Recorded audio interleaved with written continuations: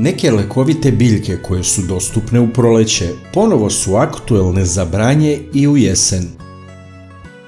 Takav je slučaj sa koprivom. Bila je zakržljala i suva tokom leta, ali pogledajte sada kako se obnovila.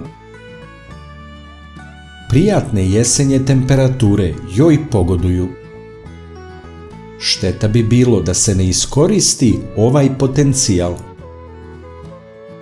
Za branje koprive naoružajte se rukavicama makazama, a bit će potrebna i jedna posuda.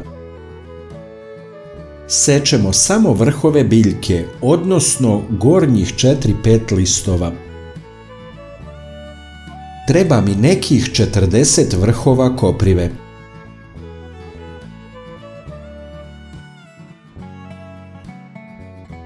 Napunio sam posudu i to je dovoljno.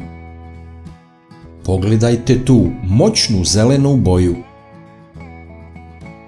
Napravit ću jesenju infuziju od sveže koprive sa limunom. Listove koprive dobro operem hladnom vodom. Punim tegle koprivom. Svežu koprivu uzimam golim rukama. I dalje žari i pecka po rukama, ali meni to ne smeta. Na neki čudan način čak i prija.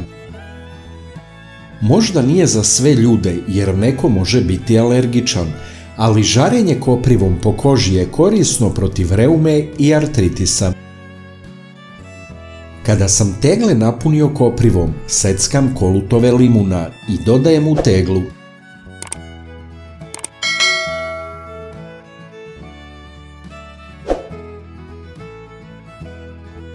Limun će ulepšati ukus ovog napitka.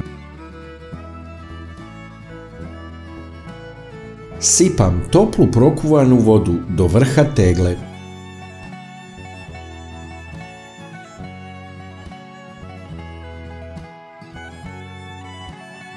Pokrivam poklopcem, a ne zavrćem poklopac. Ostavite da stoji 12 do 24 sata, a nakon toga procedite. Može se čuvati u frižideru 7 dana.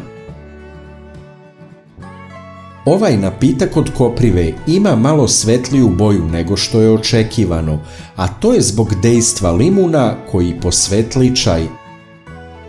Važno je da su svi korisni sastojci tu. U kombinaciji sa koprivom se umjesto limuna koristi i menta, pa je onda to piće potpuno zeleno. Infuzija od koprive se može piti mjesec dana u jesen i mjesec dana u proleće. Da li ste koristili infuziju od koprive i kakva su vaša iskustva? Iz koje zemlje gledate? Najbolje od svega je dejstvo koprive. Nije baš kao u crtanom filmu kada Popaj pojede konzervu spanaća, ali iskustva su takva da kopriva deluje na jačanje organizma i da vraća snagu. Infuzija od koprive otklanja umor, a odlična je protiv pospanosti i nedostatka energije. To nije ništa čudno ako znamo da sadrži dosta gvožđa. Poznata je kao lek protiv anemije. Kopriva pročišćava i obogaćuje krv sa važnim sastojcima. Kopriva jača kosu i čisti kožu. Sastojak je mnogih šampona za kosu i ne bez razloga. Pojačava otpornost organizma na alergene kao što je polen. To je ono od dejstva koprive što sam primetio ja i ljudi oko mene, a inače u narodnoj medicini kopriva ima veoma široku primjenu. Koristi se za lečenje reumatskih oboljenja, artritisa i gihta. Može biti delotvorna i kod akni, ekcema, psorijaze, opadanja kose, za zaustavljanje krvarenja, za bolju probavu i čišćenje jetre.